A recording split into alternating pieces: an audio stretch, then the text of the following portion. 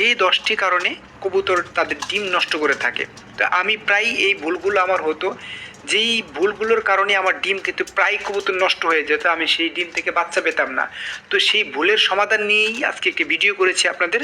আশা করি আপনাদের ভিডিওটি অনেক উপকারে আসবে। ভিডিওটি শেষ পর্যন্ত দেখুন। আশা করি এই 10টি পয়েন্ট সমাধান করলে আপনাদের কবুতরের ডিম আর কখনোই নষ্ট হবে না।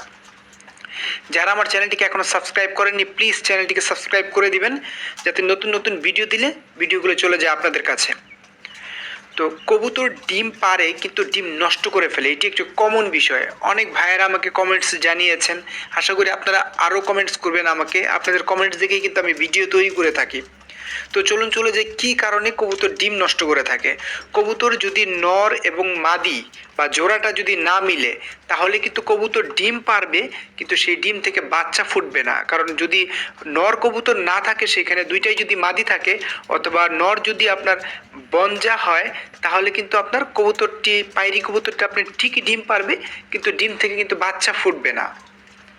2 নাম্বার, একটি ডিম পাড়ার পর কবুতর কিন্তু আরেকটি ডিম পারতে প্রায় 2 দিনের মতো টাইম নেয়। এই জন্য একটি ডিম পাড়ার সাথে সাথে ডিমটি সরিয়ে সেখানে প্লাস্টিকের ডিম অবশ্যই দিয়ে দিতে হবে। যখন আরেকটি ডিম পারবে, তখন 2টি ডিম একসাথে দিয়ে দিলে একই দিনে সমান সময়ে কিন্তু বাচ্চা ফুটবে এবং সমান তা লাগবে।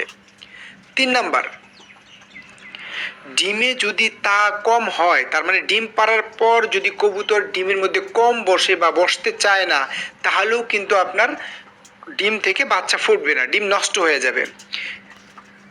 4 নাম্বার, কারণ যদি ডিম বেশি নড়াচড়া করা হয়, কবুতর উঠানামা করতে গিয়ে যদি বেশি নড়াচড়া করে, তাহলে কিন্তু আপনার ডিম নষ্ট হয়ে যাবে। 5 নাম্বার কারণ, যদি কবুতরের শরীরে ভিটামিন ই এর অভাব হয়, তাহলে কিন্তু আপনার কবুতরের ডিম নষ্ট হয়ে যাবে। কারণ ভিটামিন ই কিন্তু ডিম জমাট বাঁধাতে সাহায্য করে, এই জন্য কবুতরকে ভিটামিন ই এর কোর্সটি করান। তাতে করে কিন্তু আপনার ডিম নষ্ট হওয়ার চান্সটা অনেকটাই কমে যাবে।